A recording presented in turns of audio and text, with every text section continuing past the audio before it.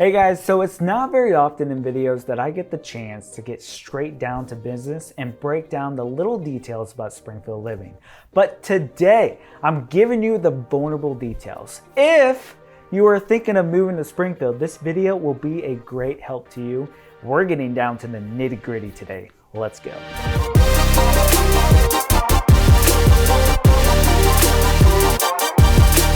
Hey guys, my name is Jesse Weiser and I'm a local realtor here in Springfield, Missouri, and hopefully will be your realtor someday if you're watching this. We definitely love to hear from you, so if you reach out to us, you will definitely talk to Miranda, my wife, or I, so don't think you will get passed along to someone else. Also, don't forget to follow us on Facebook at Wiser Living. We really tell a story on Facebook and you'll get to see some more of our personal side there and even get to converse with us, which is what we love. Whew, now that that's out of the way, today I'm talking to you about the truth behind moving here to our city, Springfield, Missouri. I'm going to be breaking down locations to live in, the schools, utilities, and just some general information about homes themselves. So let's begin with the areas that are the safest to live in. This is what everyone cares about, right?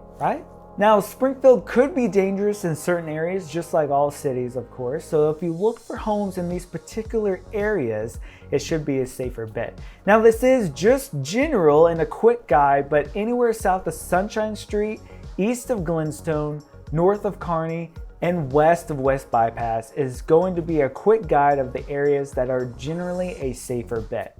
Anything inside the box will be somewhat, I guess you would say, sketchy. But there are neighborhoods east and south of Missouri State University that are in the box that are great neighborhoods. Again, this is just a quick guide for you. If you're looking for a house specifically in Springfield and not the surrounding areas, then some desirable neighborhoods in Springfield are definitely Southern Hills because of its mature trees and mid-century style homes. This was the place to live back in the day, and it actually still kind of is the place to kind of be if you're in Springfield. But the Roundtree neighborhood is very desirable as well. This is where you find the historic district, homes from 300,000 to over 1 million. It is within the box to stay out of, but remember, the box is just a quick guide just for you.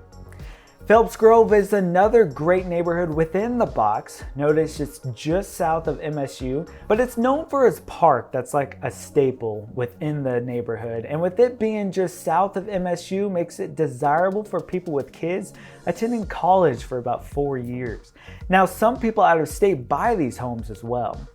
Brentwood South neighborhood is great as well. It's very family oriented and it's close to shopping.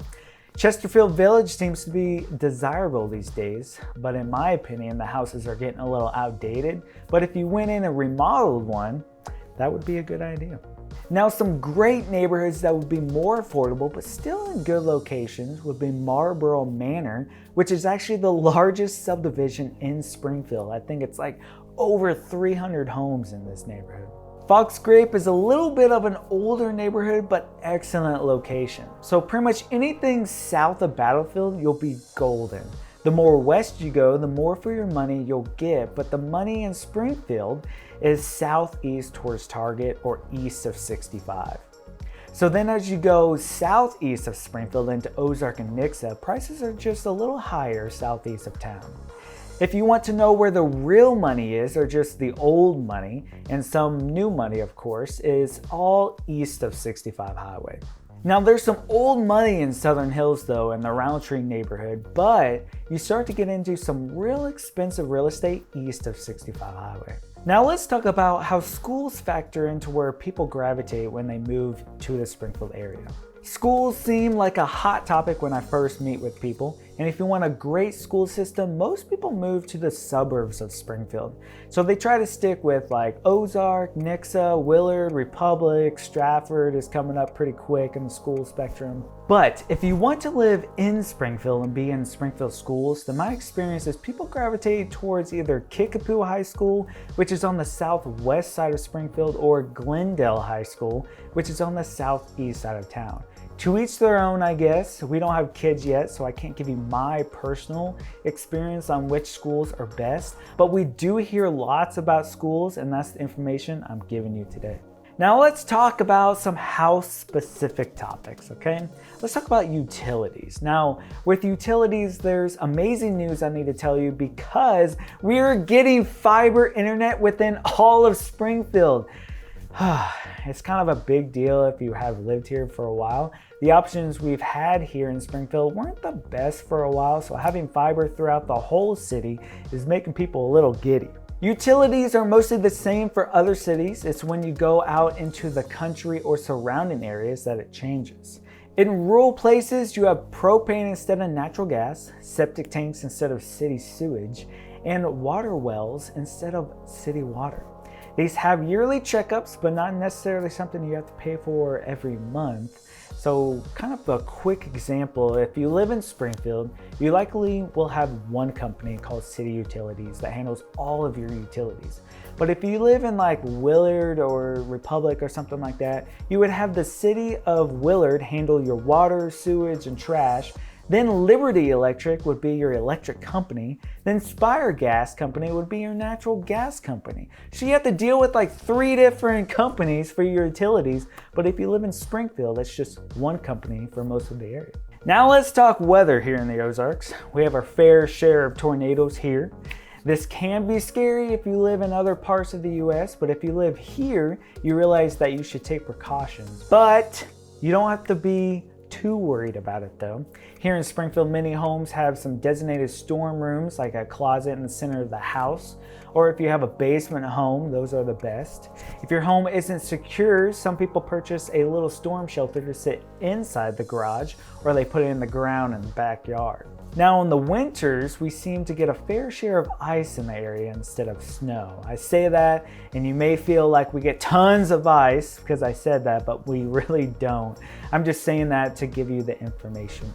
We do get some snow in the area as well. Springfield definitely has 4 true seasons, which is what a lot of people in the area definitely love.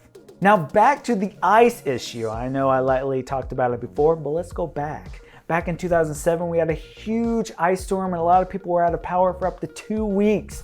It was insane. And some people still have PTSD from it still. So of course, some people choose to keep generators at their house in the case the electricity does go out. Now when buying a house, I've heard many things about other states and what's normal when it comes to appliances. Yes, we're talking about appliances. In Missouri, or mainly the Springfield area, because that's what I know, the standard appliances that come with the house is the dishwasher, stove or oven, and the built-in microwave if it has one. The fridge or the washer and dryer doesn't typically come with the house. There are times where the sellers will leave the fridge or the washer and dryer, but that's a rare sight to see. Now let's talk about some miscellaneous stuff about Springfield, like recycling. Recycling is not something we do here often. There are recycling places and trash companies do provide recycling bins, but it doesn't appear many people recycle much around here, which does shock people that move here from bigger cities. I've shocked a few people that have moved here with that information. All right, let's talk about fireworks. You are not allowed to light fireworks within the city limits. However, outside the city limits, so many people are doing this because you can outside the city limits.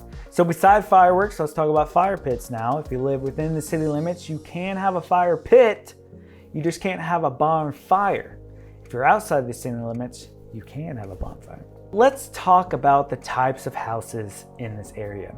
Now there's slab homes and then there's homes with foundations, or in other words, crawl spaces. The majority of homes in this area are crawl space homes because crawl space foundation homes are best for sloped lots. And boy, oh boy, is the Springfield area hilly, okay? Welcome to the Ozarks, people. So let me explain more. A slab foundation is a thick concrete slab and then on top, which a house is built. A crawl space foundation features exterior concrete walls that elevate the bottom of the house 18 inches or higher above grade, making it ground level, which provides an accessible area to reach plumbing and wiring should it need maintenance in the future or something like that. So there's pros and cons of both, I guess. Slabs are cheaper up front, but more expensive down the line to fix any issues when it comes to plumbing maintenance or something like that. Now, crawl spaces are more expensive up front, but so much cheaper for maintenance down the road. Of course, there's pros and cons of both, but you get the gist. You can do more research if you're curious about it. I traveled to Tulsa once to visit a friend, and most of their homes there are slab homes because it's really flat terrain around there. My friend didn't even know what a basement home was really, because they don't have them there often. Like it's just weird. So many basement homes here, but nothing there in Tulsa because it's all flat. Why would they need a basement home anyways? It's all flat. Anyways, some crazy information there. Also, a random fact, for new homes, one thing they don't include is the blinds around here. That might be standard everywhere, but it's been a question in the past before. You gotta buy your own blinds, people. So there you have it, guys. Let me know if there are any questions you may have down in the comments below, or reach out to us directly. I mean, come on. We'd really love to hear from you guys, even if you just want to chat about the possibility of moving to the Springfield area. Oh, and also remember to like, subscribe, and comment. You know all that, but see you guys in the next video right over here.